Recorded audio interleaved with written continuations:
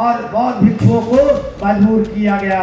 हमारे जो बड़े बड़े बौद्ध भिक्षु हैं, जो 99 इंच के घेरा बना रखे ब्राह्मणों जैसा, और बड़ी बड़ी संपत्तियां कारें ऐसी कारें में चलते हैं, उनकी संपत्ति की जांच कर सीबीआई से जांच करवाई जाए और उसको कारावास में डाला जाए। मैं जाता हूं तो बड़े बड़े बौद्ध भिक्षु लोग पैसे के चक्कर में धागा बांधते हैं और अपने को अम्बेडकरवादी करते हैं।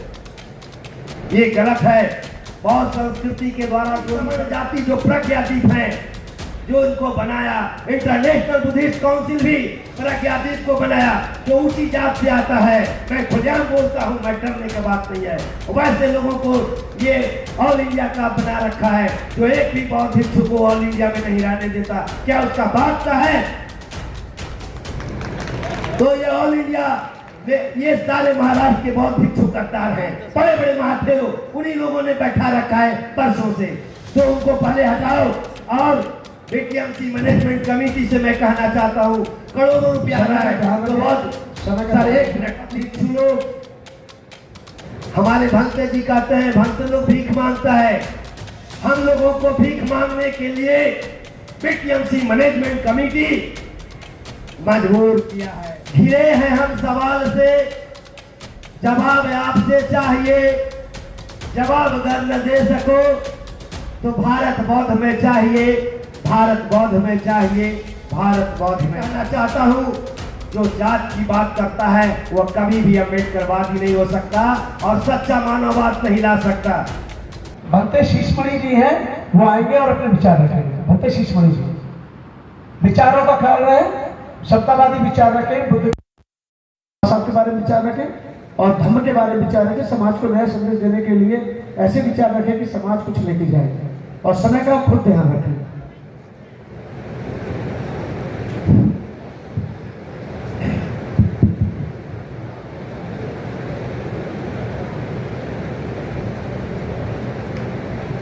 सर्वप्रथम सृष्टि के सभी तथ्यों से अवगत तथागत बुद्ध को नमन करते हुए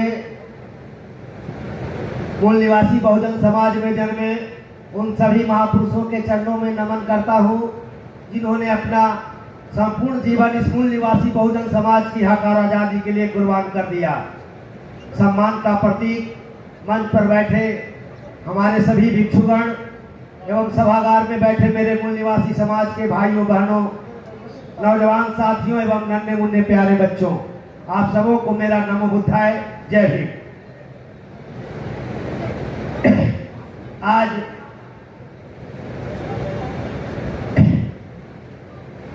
कहता है कि घिरे हैं हम सवाल से, घिरे हैं हम सवाल से, जवाब आपसे चाहिए। जवाब अगर न दे सको तो भारत बौद्ध में चाहिए, भारत बौद्ध में चाहिए, भारत बौद्ध में चाहिए। आज 2567वीं वैशाख बुद्ध पूर्णिमा के अवसर पर हम देश विदेश के सभी बौद्ध उपस्थित हैं। क्यों उपस्थित हैं? इसलिए कि हम बुद्ध जयंती मनाने आए हैं। इसलिए कि हम बुद्ध गया जाएंगे, बुद्ध मंदिर घूमेंगे। महाविहार तो लोगों को पता ही नहीं, बौद्ध लोगों को। सभी लोग बोलते हैं, चाहे बौद्ध हो, चाहे हिंदू हो, चाहे किसी भी संप्रदाय के लोग हो, सभी के सभी मंदिर बोलते हैं। बौद्ध लोग भी बोलते हैं चलो मंदिर। अरे भाई, महाविहार कहो, महाबोधि महाविहार, टेम्पल खत्म करो। तो इसलिए आप लोग जयंती में उपस्थित होते हैं कि हम बुद्ध गया घूमेंगे, एंजॉय करेंगे, लेकिन इसलिए नहीं आना चाहिए। यहाँ आने का उद्देश्य ये 3 दिवसीय कार्यक्रम इसलिए कालचक्र मैदान में हुआ, इतने खर्चों और समय से कि जो विषय है महाबोधि महाविहार मुक्ति आंदोलन इसके लिए आप आए हैं, न कि जयंती मनाने के लिए। जयंती तो 2567 से मनाते ही लोग हमारे आ रहे हैं, लेकिन सिर्फ नाम की जयंती है। हमारे बौद्धों पर कब्जा किसी अन्य लोगों का है। फिर आप जयंती मना के क्या करेंगे? आपको पता नहीं है, महाबोधि महाविहार बीटीएमसी मैनेजमेंट कमेटी के द्वारा बौद्ध भिक्षुओं को महाबोधि महाविहार के अंदर कितना क्रश किया जाता है। जब आप जानेंगे तो हैरान हो जाएंगे। मेरे बौद्ध उपासकों और बौद्ध भिक्षुओं कब तक सोएंगे? पता नहीं चलता कब आंदोलन होगा। मैं बड़े भजन आनंद महाथेरो साहब से मैं कहना चाहता हूं कि 35वीं जो ये कार्यक्रम लगा है, 35 वर्षों के आंदोलन के बाद भी अगर आंदोलन गति में नहीं है, तो मैं कहना चाहता हूं कि जिस तरह से रसिया में लेनिन ने क्रांति किया और उसका क्रांति असफल होता था, तब लेनिन ने सारा काम छोड़कर 7 वर्ष सोचने में लगाया और उसने रिजल्ट निकाला कि क्रांति समर्थक और क्रांति विरोधी एक साथ काम कर रहे हैं। इसलिए लेनिन ने पार्टी तोड़कर क्रांति करने वालों को बोल्शेविक और मोनोशेविक बनाया और उसका क्रांति सफल हुआ। मैं भी आनंद भंते जी से कहना चाहता हूं कि अगर ये आंदोलन में गतिविधि नहीं है, इसका मतलब आंदोलनकारी और आंदोलन विरोधी एक साथ आपके साथ काम कर रहे हैं, और जब तक ये काम करेंगे कभी भी आंदोलन सफल नहीं होगा। इसलिए मैं पुनः आपसे निवेदन करता हूं कि इस पर सोचिए, चाहे वो 2 साल हो 10 साल हो, और इसको सोच करके आंदोलन को आगे बढ़ाइए। पहली बात। दूसरी बात कि हमारे जो बौद्ध उपासक और उपासिका अपने को अम्बेडकरवादी, अपने को कोई कहता है बुद्धवादी, कोई कहता है अशोकवादी, कोई कहता है अम्बेडकरवादी। देश बटा है पार्टी में, गांव बटा है जाति में, और हमारा बौद्ध धर्म में भी ऊपर से तो बहुत चिकन चाकन बात करते हैं, समता और बंधुत्व और मैत्री करुणा और भाईचारा की, लेकिन अंदर में भी बौद्ध धर्म में जाति पाति व्यवस्था है। मैं भंते जी से कहना चाहता हूं, अगले साल आप कार्यक्रम किए थे इस कालचक्र मैदान में, आपने सम्राट अशोक का फोटो लगाया था बैनर में, लेकिन इस साल मैं देख रहा हूं गायब। ऐसा क्यों? मैं आपसे पूछना चाहता हूं। जिस सम्राट की बदौलत देश सोने का चिड़िया कहलाया और पूरा भारत बौद्ध में हुआ, आज उसको फोटो भी नहीं लगाना चाहते हैं, न उसकी नाम लेना चाहते हैं। क्या साजिश है? बात करते हैं अम्बेडकर की। अम्बेडकर ने कभी ऐसा नहीं सोचा। कई लोग सोचते हैं अम्बेडकर मेरा जात का था। अम्बेडकर पूरे देश, पूरे वर्ल्ड के लिए है।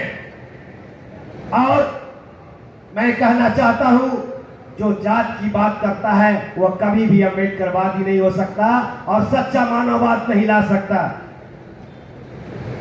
तो एक तीसरी बात है, अगर भारत को बौद्धमय बनाना चाहते हैं तो मेरे बौद्ध विचारक लोगों, मानववादी लोगों, जो आपके जन्म से मरण तक जो संस्कार है, जिस पर ब्राह्मणों ने कब्जा किया, 3% ब्राह्मणों ने, उस संस्कार को बदलिए। जन्म से लेकर मरण तक जितने भी संस्कार हैं और जितने भी त्योहार हैं, उस सब को बदलना होगा, और वह संस्कार अपने बौद्ध पद्धति से करना होगा, और वो भी मानववादी।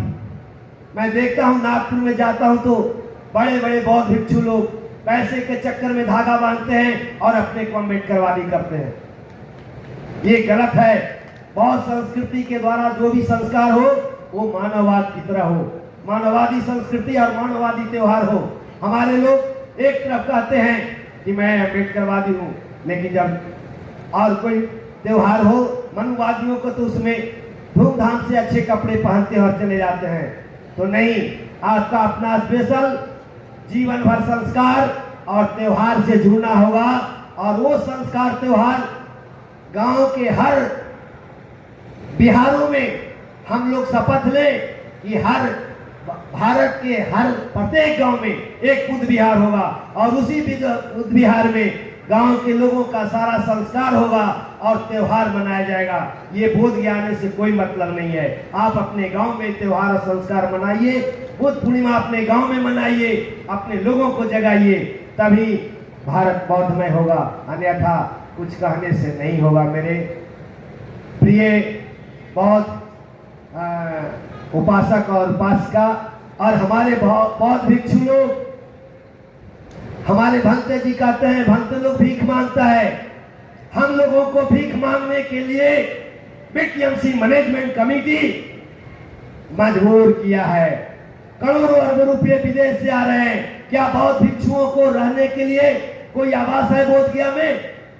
इंडियन के लिए कोई रहने का आवास नहीं। एक ऑल इंडिया भिक्षु संघ है, वो भी महाराष्ट्र के बड़े बड़े महाथेरों वोट देकर वही सवर्ण जाति जो प्रज्ञादीप हैं, जो उनको बनाया, इंटरनेशनल बुद्धिस्ट काउंसिल भी प्रज्ञादीप को बनाया, जो ऊंची जात से आता है। मैं खुलेआम बोलता हूं, मैं डरने की बात नहीं है। वैसे लोगों को ये ऑल इंडिया का बना रखा है, जो एक भी बौद्ध भिक्षु को ऑल इंडिया में नहीं रहने देता। क्या उसका बाप का है? तो ये ऑल इंडिया ये सारे महाराष्ट्र के बौद्ध भिक्षु करतार हैं, बड़े बड़े महाथेरों, उन्हीं लोगों ने बैठा रखा है परसों से। तो उनको पहले हटाओ। और बीटीएमसी मैनेजमेंट कमेटी से मैं कहना चाहता हूँ, करोड़ों रुपया आ रहा है तो बौद्ध सर, एक मिनट प्लीज, एक मिनट। ये बौद्ध भिक्षुओं के लिए, इंडियन बौद्ध भिक्षुओं के लिए आवास बनाए और उसको एक टाइम भोजन का व्यवस्था बीटीएमसी के द्वारा सालों भर होना चाहिए, और तभी आंदोलन होगा। और बौद्ध भिक्षुओं को मजबूर किया गया। हमारे जो बड़े बड़े बौद्ध भिक्षु हैं, जो 99 इंच के घेरा बना रखे हैं ब्राह्मणों जैसा, और बड़ी बड़ी संपत्तियां कारें ऐसी कारें में चलते हैं, उनकी संपत्ति की जांच कर सीबीआई से जांच करवाया जाए और उसको कारावास में डाला जाए। इन्हीं शब्दों के साथ आप सबों को पुनः नमो बुद्धाय, जय भीम, जय भारत, जय संविधान।